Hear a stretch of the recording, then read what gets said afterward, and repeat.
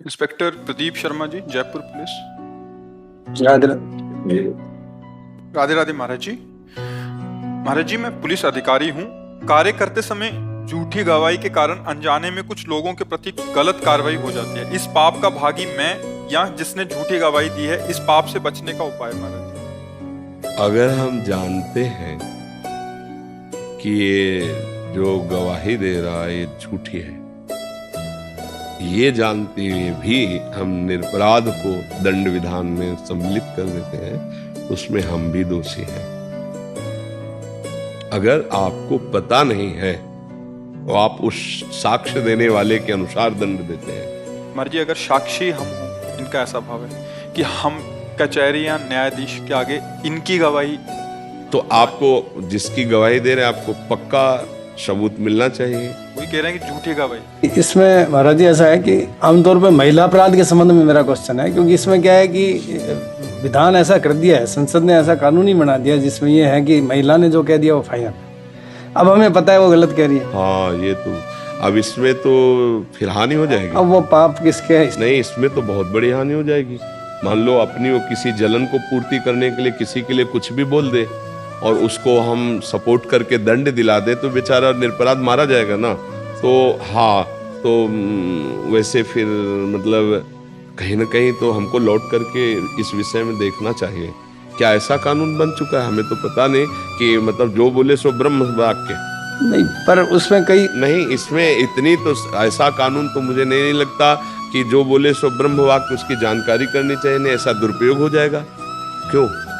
कानून ऐसा है महाराज जी, आरोप लगा दिया महिला ने, अब सिद्ध करने की जिम्मेदारी सामने वाले पक्ष की होती है। तो ये कभी कभी बड़ा कठिन होता है कि हम अपने आप को निरपराध कैसे सिद्ध करें। तो ये कठिनाई के विषय में समझौता है। पर इसमें तो अधर्म हो ही जाएगा। अधर्म तो हो ही जाएगा ना।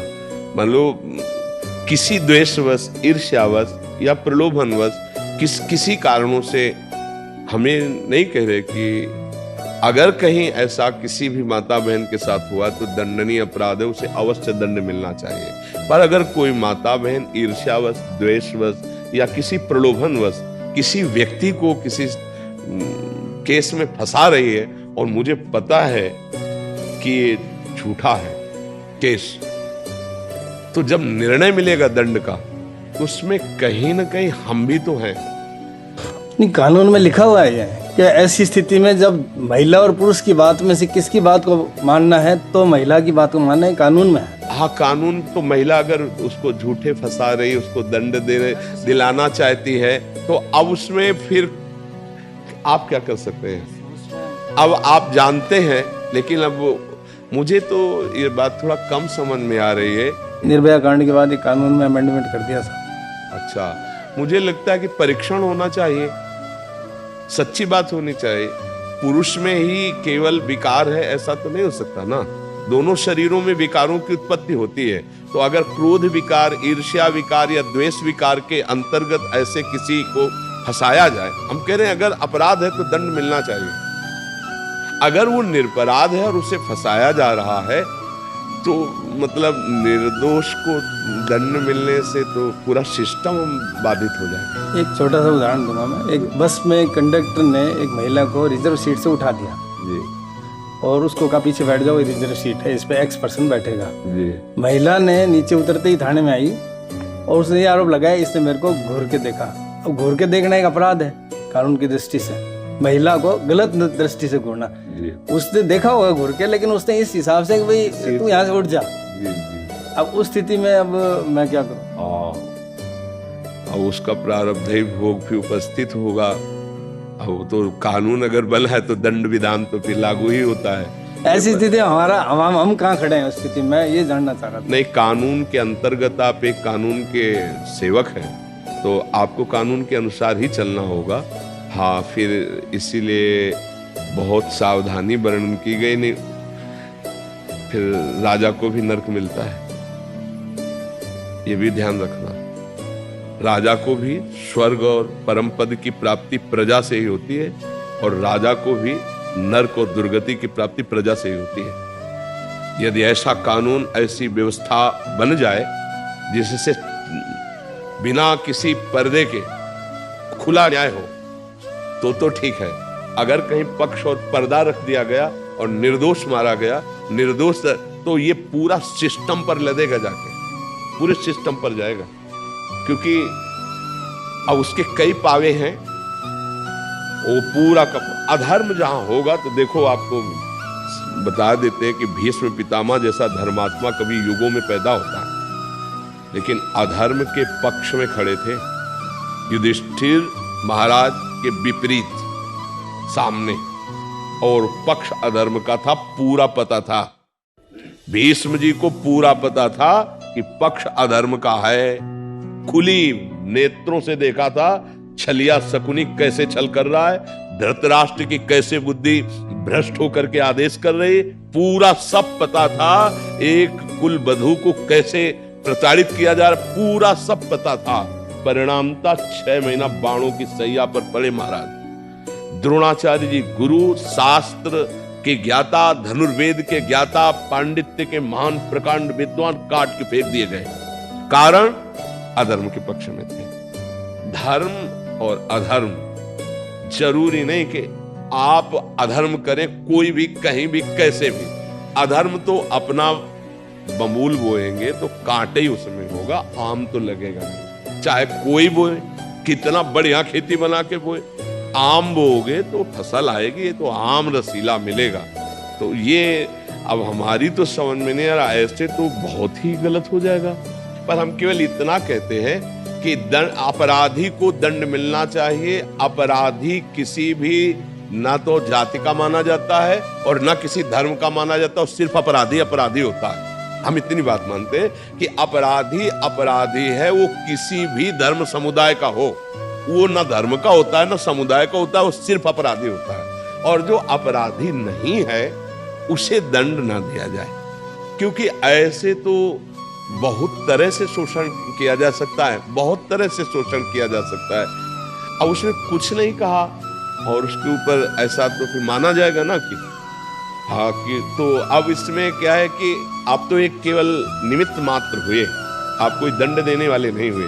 जैसा उसने कहा उसके अनुसार आपने कहा, तो मुझे लगता है कि आप जान भी रहे हैं कि शायद ऐसा ना हो, पर कानून ऐसा है तो फिर आप निर्दोष ठहरेंगे, क्योंकि आप जानते हैं, पर आप करें क्या, वो जो बड़ों ने आगे नियम बना दिया उसके अनुसार आपको भेजना पड़ेगा, आपको ऐसा करना पड़ेगा। तो अब आप क्या करें, आप जान तो रहे हैं, पर आप क्या करें, वो आगे बड़ा निर्णय ऐसा है, तो इसमें तत्काल तो आपको दंड मिला ही कि आपका हृदय जला, तत्काल तो आपको प्रायश्चित मिला ही कि आपका हृदय जला। क्या ऐसा नहीं होना चाहिए।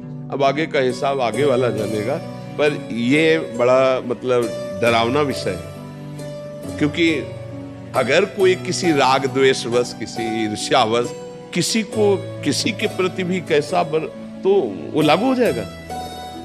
तब तो बहुत डर के चलने की बात है भाई, कभी भी कोई किसी को कैसे भी।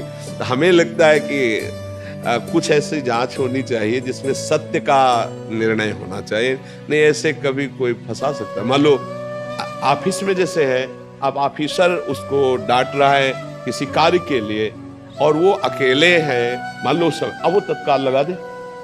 हो रहा है। जैसे नव विवाह होता है आजकल की स्त्रियों के अंदर, उनको लगता है कि हम पुरुष के माता पिता के साथ नहीं रहे, अलग रहे। बीमार ससुर पे सब पे आरोप लगा देती है लज्जा भंग का, तो तुरंत FIR होके, पहले तो ये कानून था कि लॉकअप में जाते थे जी, फिर जब इसका प्रचलन बढ़ने लगा तब सरकार थोड़ा ढील हुई और इसमें पुलिसकर्मी भी कुछ नहीं कर पाते। आपको कोर्ट में जाना ही जाना है, सारे गंभीर आरोप, क्रिमिनल एक्ट सब लग जाते हैं और सालों उसमें लग जाते हैं। हाँ, भगवान ही रक्षा करे इस पे क्या। और इसीलिए हम प्राय प्रार्थना करते थे कि हमारे जो नवीन पीढ़ी है, नए बच्चे बच्चियां हैं, थोड़ा अध्यात्म को समझें, थोड़ा सत्य को समझें, सतमार्ग को समझें। ये जो आज हवा चल गई है ना गंदी बातों की, जिसे फ्रेंड कहा जाता है, ये बुद्धि को भ्रष्ट कर देगा बहुत बुरी तरह से। मतलब इसमें हानि होने की संभावना है। अच्छा, अब जब ऐसा कानून है तो मान लो फ्रेंड बने और एक दूसरे के प्रति भाव बिगड़ गया, अब उसका भी उसका वो कंप्लेंट होते ही वो सेम सजा है, बिल्कुल वही। हाँ, तो ये इसीलिए हम बच्चे जैसे स्कूल के आते हैं, इनका तो हर बार यही शिक्षा देते हैं कि ये जो आपका गर्लफ्रेंड वाइफ फ्रेंड और ये जो बना है, ये बहुत ही घातक है, बहुत ही घातक है, जिसमें ऐसी परिस्थिति आ जाएगी कि हो सकता है आपको अपने जीवन की हत्या करनी पड़े।